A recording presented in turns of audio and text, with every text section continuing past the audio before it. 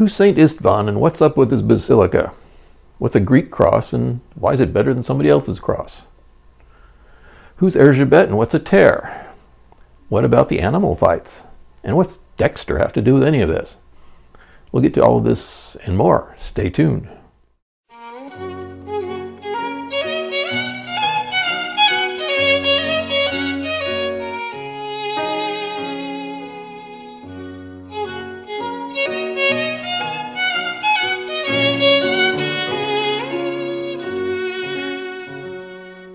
Hello, this is the second companion video to our website, bobandnellasworld.com. Again, I am Bob, and Nella is my fellow traveler and wife of 32 years. Someday I'll drag her into one of these videos to say hi to her fan base. But for now, she's content to offer suggestions. After the first video, she says I need to be more energetic and I need to smile more. Yeah, it hurts. This video is about our visit to St. Istvan's Basilica in Budapest, or St. Stephen's to English speakers. This church was not far from our hotel, the Le Méridien, but it wasn't possible to walk there in a straight line. First we had to cross a busy street in front of the hotel, and to do that we needed to find a crosswalk. This took us over to a square called Dak Ferenc tér, which is named for a 19th century statesman. While over there we couldn't possibly miss this old building. It probably has a name, but we couldn't figure out what it was. It's obviously seen better days, but it still has a certain magnificence to it. It has a bank and a grocery store on the ground floor, and there's probably other stuff around the back. We headed back toward the hotel, but this time on the other side of the street, and we found a square across from the hotel called Erzsébet tér, or Elizabeth Square. This is the largest green space in central Budapest, and it's named for the Empress Elizabeth, who was the wife of Austria-Hungary Emperor Franz Joseph I during the last half of the 19th century. Elizabeth, commonly known as Sisi, was extremely popular, especially among Hungarians. We'll have more on her when we get to the Vienna videos. This square lost its name during the Soviet years. First it was renamed for Joseph Stalin, and then it was renamed for Friedrich Engels. But its former name was reinstated in 1990 after the Soviets left. There are a couple of things to see in Elizabeth Square. One is this large Ferris wheel, which you probably remember if you've seen our first video. It's apparently been replaced by another wheel since our visit in 2014, but at the time it was called the Sziget Eye. The square also was home to the Danubius fountain, which symbolizes Hungary's rivers. The fountain was created in 1880 and was originally sited in a different square. It was moved here after World War II when the original square was being rebuilt. Another block to the north took us into another large square in front of our destination, St. Istvan's Basilica. That would be this square here. You've probably figured out that tér is the same as piazza or plaza or platz or square, and shouldn't be too surprised that this square is called St. Istvan tér. The square has several booths serving food and drink, along with many tourists.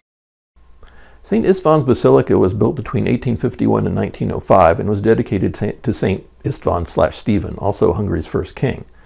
Stephen was crowned in 1000, or maybe 1001, died in 1038, and was canonized in 1083. You might think that a church was built on this spot around then to honor St. Stephen, and the church may have been renovated or replaced many times to get to the church seen today. This isn't uncommon in Europe. It did not happen here, however.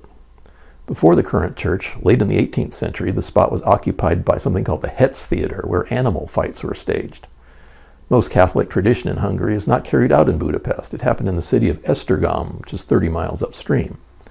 The Esztergom Basilica, which is the largest church in Hungary, has a history like the one described. Stephen himself had the first church built there between 1001 and 1010.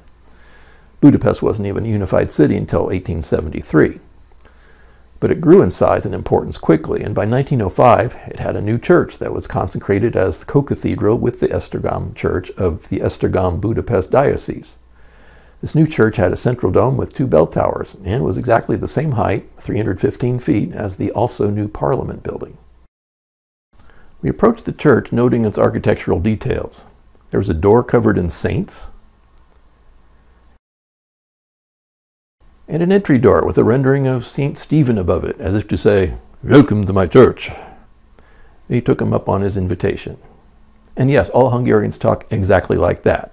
I should know, I was there for 3 days. Inside the door we were confronted with a battery of candles. Nella probably added a candle to the conflagration as she usually does, and probably dropped some forints into the coin slot. Just past the candles, the entryway opened up into the body of the church.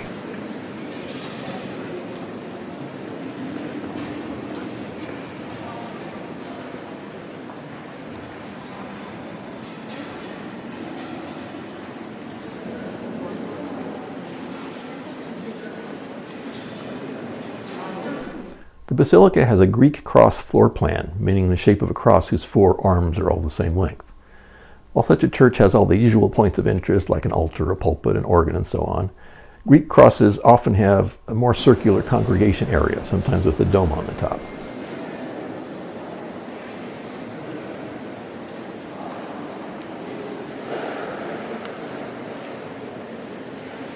St. Stephen's had all of this and more.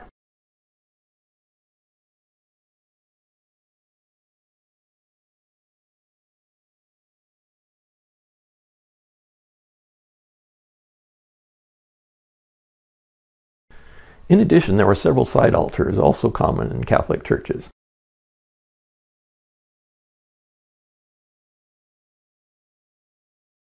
This particular altar is dedicated to St. Adalbert of Prague, said to have officiated both the baptism and the wedding of St. Stephen. There's some doubt as to this contention, as Adalbert's scheduling apparently doesn't add up, but it's certain that Stephen was married by somebody to a woman named Gisela around 995. Gisela was the daughter of Henry II, Duke of Bavaria, and the marriage was arranged by Stephen's father and Grand Prince of Hungarians, Giza. Around 1007, Stephen and Gisela had a son named Emmerich, or Imri in Hungarian, who was expected to inherit the throne on the death of his father. However, Emmerich did not cooperate with his plan, as he was killed by a boar in a hunting accident in 1031. When Stephen died in 1038, there was no heir, and things became ugly and violent for a time. In 1083, after the smoke had cleared, both Stephen and Emmerich were canonized for piety and for miraculous occurrences connected with them. Gisela had returned to Bavaria after Stephen's death and became an abbess, but was not canonized. There was an 18th century attempt to have her made into a saint, but it was unsuccessful. However, she was beatified in 1975 by Pope Paul VI and is now known as Blessed Gisela. Gisela, Stephen, and Emmerich all have stained glass windows devoted to them in the basilica. I should mention that it's very unlikely that these windows or any other renderings of these people look anything like the people they depict. Portraiture wasn't really a thing in 11th century Hungary, and any representations at the time were very primitive, like this one of Stephen. No serious drawings or paintings of these people were attempted until centuries after their deaths. Stephen could have had 3 eyes for all we know, though somebody probably would have mentioned that. But we do know he had a right hand, and we have a pretty good idea of what it looked like. Shortly after Stephen died in 1038, his right hand went missing, apparently stolen by a cleric. One can only imagine the thought process of said cleric, who at some point must have beheld the remains of the king in a private setting.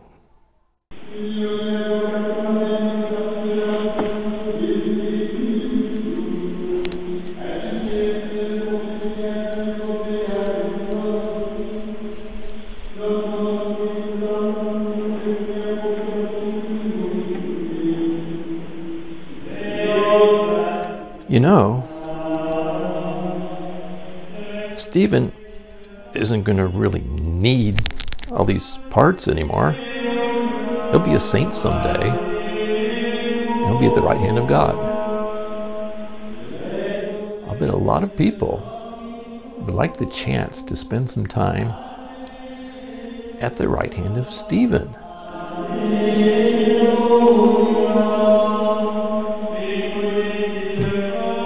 Let's see.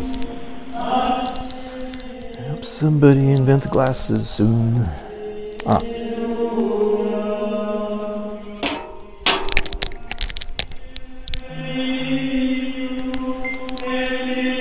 All right, hold still.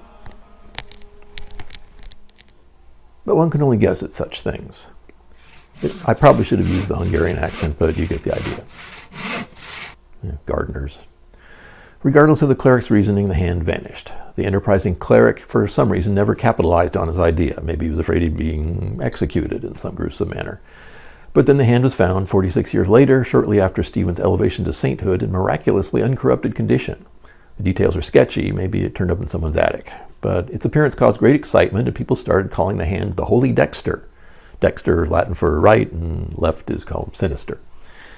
An abbey dedicated to the hand was built forthwith, and the hand mostly stayed there for a few centuries, but the hand was to become much traveled. It was moved to protect it from invasions by Mongols and by Ottoman Turks, and it did other bouncing around and eventually ended up in Vienna.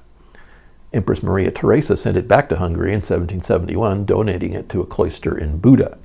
It stayed in Buda until World War II, when it was sent to a cave near Salzburg, Austria for its protection. The hand was liberated by the Allies in 1945 and sent back to Buda.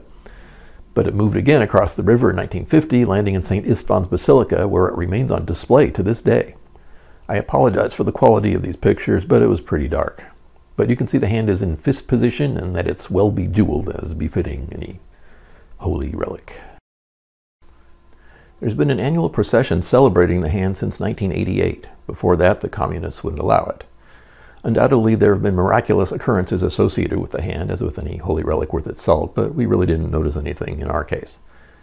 At this point, we'd pretty much seen the main sites in the Basilica, so we left and allowed the subway to miraculously transport us to our next destination, Budapest Museum of Fine Arts. But that will be another video. Be sure to go check it out, after it's posted, that is.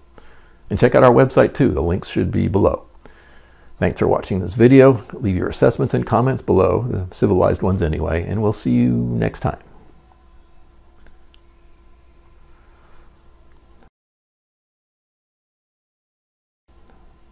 I did it twice.